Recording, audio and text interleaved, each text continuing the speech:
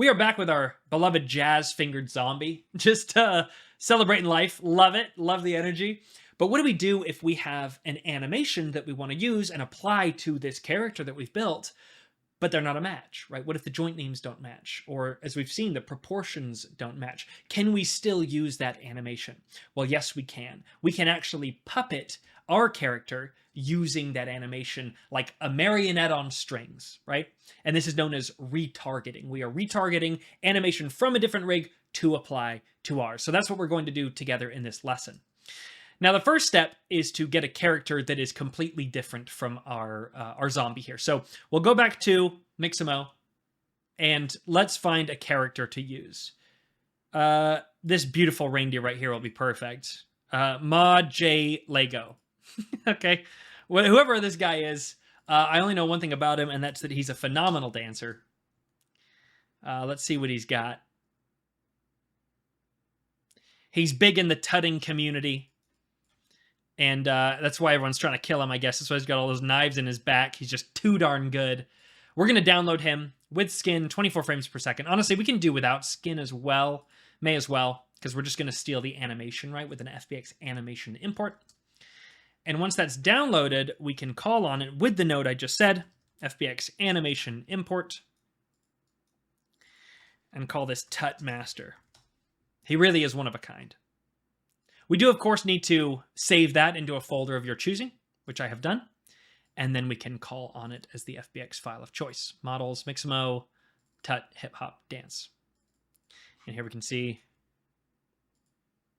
we're getting our animation. I'll also put on my little grid floor again. Perfect. And, you know, it's really obvious to see this. He's got bones in all sorts of places. Places that our character absolutely does not.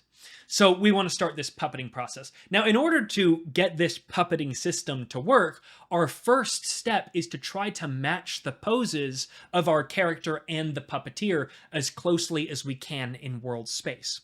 The node that we use to do that is the rig match pose. And this takes two inputs. It takes our target skeleton, which will plug into the animated output of our capture layer paint. And I'll just scoot this out of the way for now. And it wants to take in our puppeteer, or the source skeleton in particular. And right away we can see we're getting both of the skeletons in. They're just very different.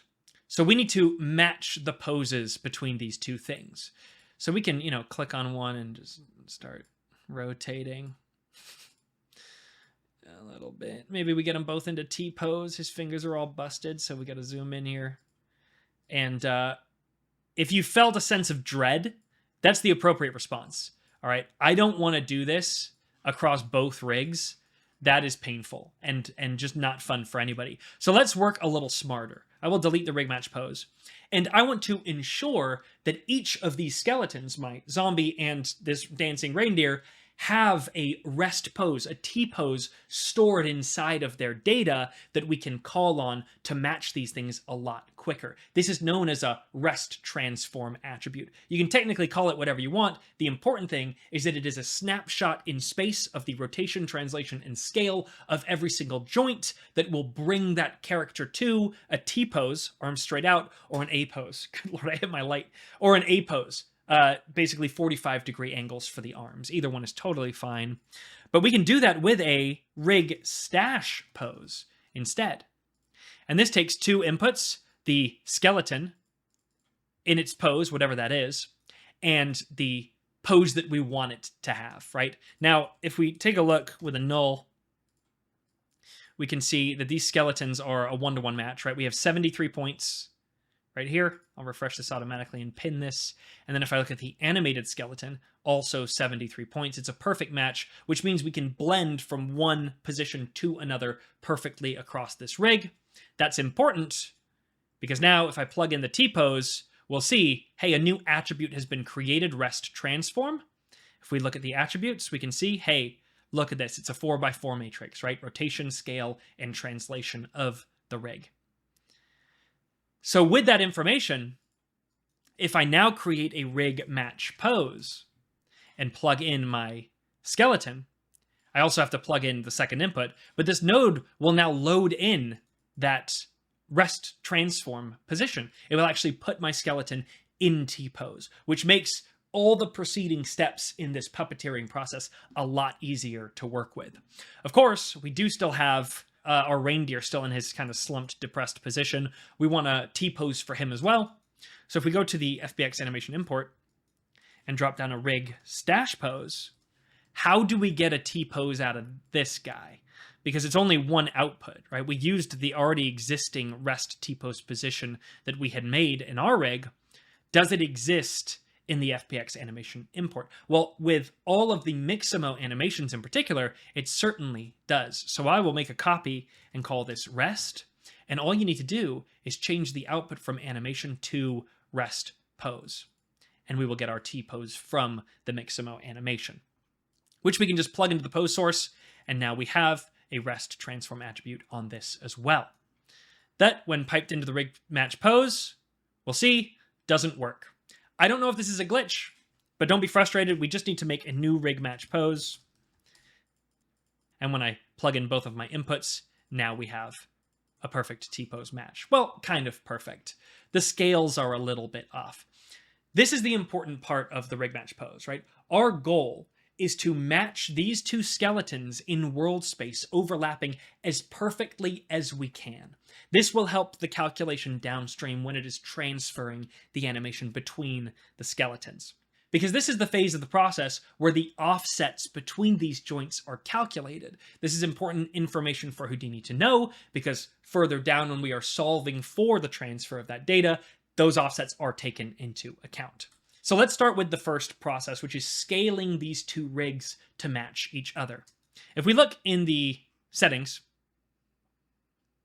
we have a match size section of the parameters, and it is applying a transformation to the target skeleton. By default, it has already tried to match the proportions of these two skeletons, because if we look at our character outline, our T-pose from him has scaled up a whole bunch in order to match the much larger size of this reindeer. I don't know what if he is a real character or something. I'm just going to call him a reindeer. I literally don't know what he's supposed to be. But we don't want to scale our zombie character's T-pose position.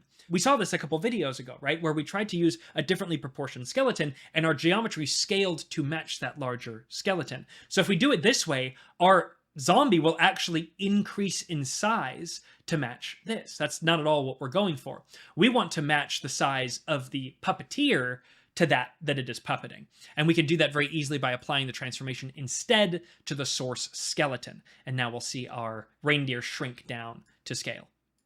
The problem is this is not a perfect scaling that is going on. What it is trying to do under the hood is it is creating a bounding box around both of these skeletons based on their proportions. And it is trying to match those bounding boxes as closely as it can. The problem is our reindeer has all sorts of joints that are being calculated that we don't even want to take account of, right? What is this? It's like its antler or something, I think. And I don't know what this is. We're not even going to look at that. But we want to match, in particular, like the top of the head or the hips or the shoulders and stuff like that. And so what we can do is we can choose what joints to allow in the calculation of this bounding box and literally exclude that and exclude whatever the heck that is and hit enter now, and this is a much better proportioned skeleton overall. Alternatively, if we are taking all of them into account, we also have some additional manual scaling options available that we can just uniform scale it up or down if we want to. Now I'll just do that, and I'll go to the front view here, and I'll just try to get these arms as perfectly matched as possible. That feels like a good little anchor. You could also go for the legs or the hips or something. It doesn't have to be perfect. That's one thing to be aware of, right? Just as close as you can get, it helps the calculation and the final result. Because I also want to look at the side and we see, I'll even enable our target. By default, this is set to off, so we can only manipulate the source skeleton, but we can also turn this on. It just helps with visibility. But we can see, we actually need to translate this skeleton forward a little bit so that most of its spine and legs are aligned as well. I'll turn off enable target and we'll go to the front here. And now let's dial this in just a little bit more if we can, because we can kind of see the arms are not perfectly aligned here.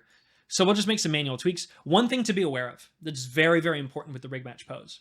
You may be enticed to do this kind of a thing. You know, you click on this shoulder and you go, okay, well, where's the shoulder here? Okay, it's right here. So let's just drag it down and over. And then, you know, maybe we scale it so the arm is a little shorter.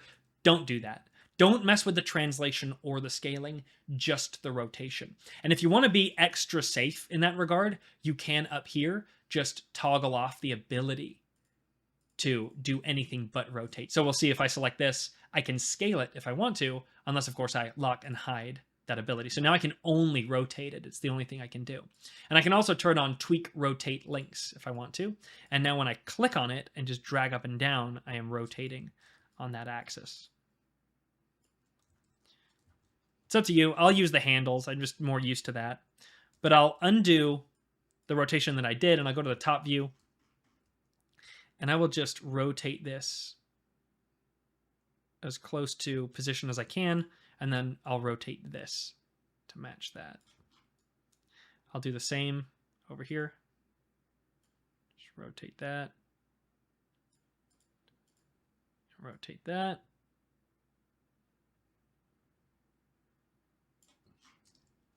And then let's see how the legs are feeling. Honestly, not bad. Honestly, not bad. I think I might even leave that alone. That's pretty good. And just so you're aware, at the bottom here, all of our tweaks have been saved, right? Across our destination geometry and our source. Now, of course, we didn't enable the target, aka the destination geometry, so there are no transformations there, but all of these ones are here, and we can just clear these one by one or clear all of them at once. I'll undo that. And after we're done aligning these poses together, they will actually be output as a new rest transform position. If I drop down a null, we'll see that out of the first input, we actually get the T-pose position created. It's no longer in that animated position we had it before. But the second input is still in its original position, but of course it does have the rest transform data stored on it so that it can be recomputed back into its T-pose, which, spoiler alert, it will be throughout this process. Now, the result of this is, because of the first output and second output, we are choosing to match the first output pose to that of the rest transform that was created, and we are simply passing through the second animation to store the rest transform, but not actually pose it in that permanently. Does that matter right now? Not really. I just want to put it on your radar that the rest transform has been stored on both skeletons and can be called on as and when needed, which it will be when we drop down our next node, the map points node. This is where we actually attach our strings from the puppeteer to the puppet to be directly controlled and manipulated. And it takes two inputs. It takes, hey, our target skeleton and our source skeleton. And we'll notice, hey, look, it's our T-pose again for the reindeer because we are using in the align guides the rest transform in order to, again, snap back to that T-pose. Without this, look, we don't have it, right? Now notice we are not using the rest transform attribute to pose our zombie character, which is why it's important that this is set to match pose. Because if not, well, in the map points we have that pose, which isn't really very useful at all for us. And, well, if we set the rest transform here, it only aligns the guide, not our first stream. So let's set this to match pose, and let's make sure to use that rest transform for the reindeer, because I kind of love this UI. We just want to offset it a little bit. I like to offset the puppeteer behind, kind of feels appropriate. And now all we want to do is click on the joint that we want to control and click on the joint that we want to control it. Now there are a couple different ways to do this. First and foremost, let's just do the wrist to start. We can click on the wrist and click on the wrist, and we'll see a tether has been made. A new mapping has been generated in the parameters. But if I control click, we delete that. With mirrored joints, it's really nice because we can click and shift click, and it will actually map across that mirror. We kind of saw it pop up when I hold shift. It has identified a mirrored joint of the left hand and the right hand and made both. So now if I control shift click, I actually delete connections in a mirrored way. So very handy there. But I will just create a connection for the wrists and for the ankles. So I'll make those connections, and then we can drop down our final node, which is the full body IK. And this takes in, again, two inputs, the target and the source. And look at what is going on here.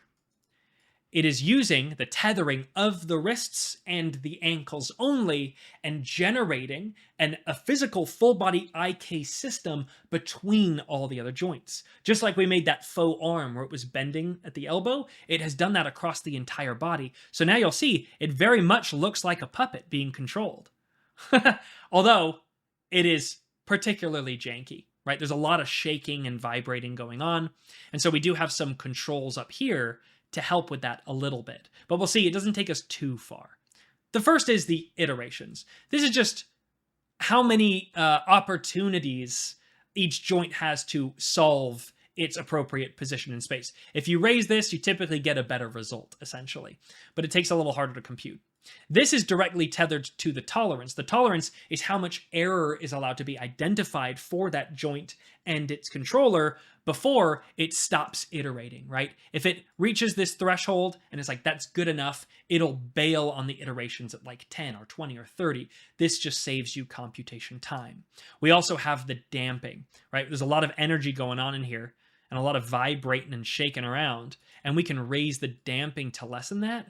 But you'll also notice the higher we raise it, the less directly the joints are followed. The wrists are now way out of the way, and so are the ankles. So you get something that's way less directly tethered, and honestly looks a heck of a lot worse. So I'll just leave this at 0.5 for now.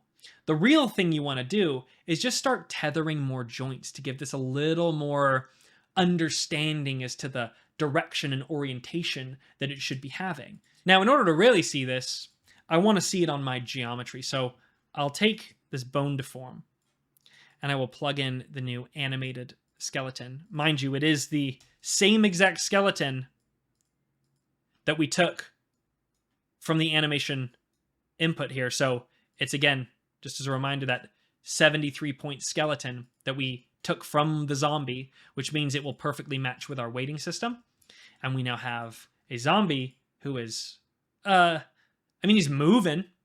It just looks, it looks awful. So bad. I hate it. So let's go to the first frame here where this thing jacks up. It's being pulled around and we see the, shoulder just kind of pop. Bless its heart. It's trying its best to sort it out. But let's map another point. In this case, let's match the hips, right? The orientation and rotation of those hips will now be followed, which helps a little bit. But you see, even that is not enough. So maybe we also take the shoulders on both sides. Help keep those straight. Okay, starting to look a little better. The elbow is atrocious and absolutely jacked up. So let's take the shoulders. I realized I anchored the clavicles, not the shoulders to start. So this should be a little better now. But there's still issues all over the place. And this is kind of the game with the translation of animation, right? We try to give it as much information as we can to get the best results. So let's do elbows next. Okay, that's helping a little bit. It seems like the spine is having major issues, and we have none of those tethered. So let's do that. How's that feeling? Okay, the legs are jacked. Let's take the top of the legs. So we see that worked for this leg in particular, but not for the other leg. So if I attach that, now that's not rotating out of control. And piece by piece, we're getting there. There are still some issues that we need to iron out. Now, there's nothing wrong with attaching all the joints, right? That's typically where I like to start anyway. But there is more direct control than that we have that I want to explore, right? We take the neck and the head. Let's just combine all these things together to get the final result.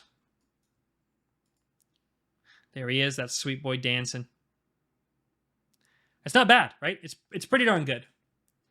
There is one major issue here, though, and that is the feet.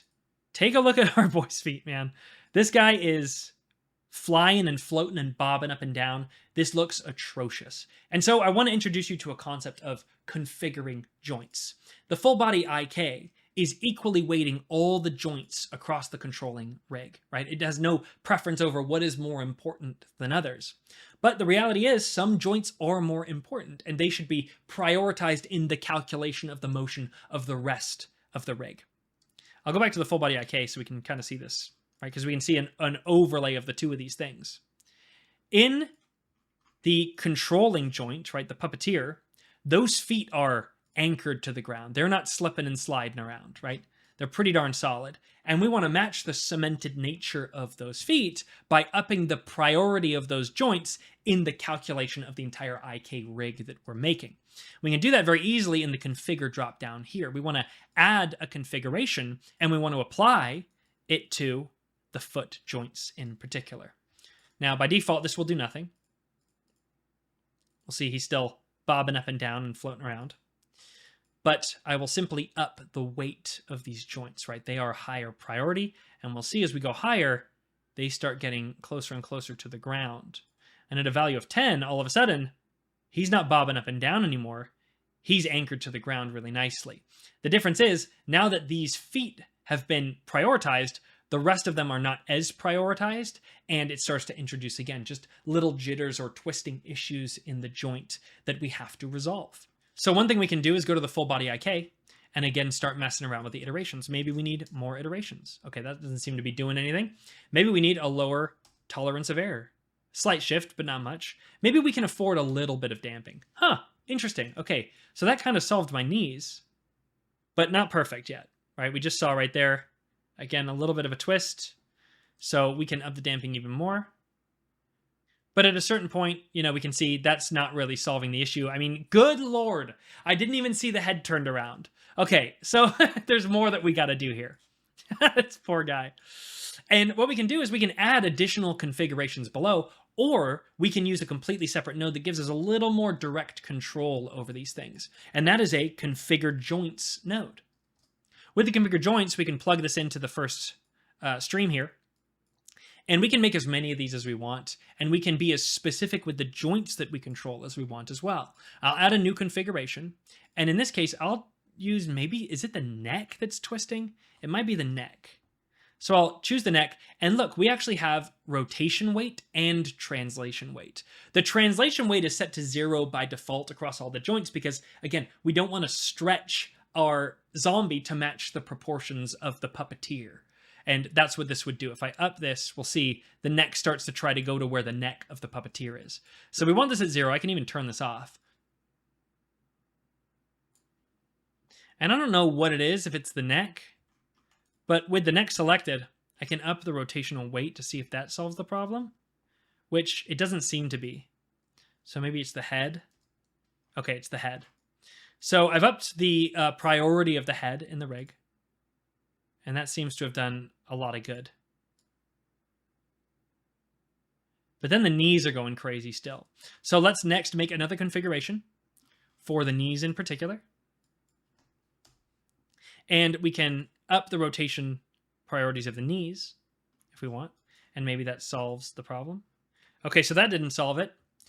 You could also go down and actually affect the limit range of each of the axes of rotation. So if I check all these on and limit it to a range of 0 to 0, the knees are not allowed to rotate on any axis at all. And the IK solver will attempt to build a rig that makes sense of that. So we'll see his knees aren't bending at all, and this is not giving us the result that we want. So we can uncheck these for now, go back to that frame where we were seeing the twisting. This will be good. And toggle this back on. And, you know, even one axis at a time, try to identify where the errors could be solved. You know, if we do minus 50 to 50, okay, that doesn't seem to do it. We do minus 50 to 50. Maybe that does it. We're on frame 118. No, we're introducing other issues. So, you know, you can feel free to play around with this, or you can just go to the rotational weights and play around with the weight of each axis individually. To this point, we've been raising and lowering the X, Y, and Z together, but if we go back to a frame of issue, we can maybe start with the Y, right? The direction of the child, and say, hey, if we dial this down to 0, that seems to solve our problem. There's still a little wobbling going on.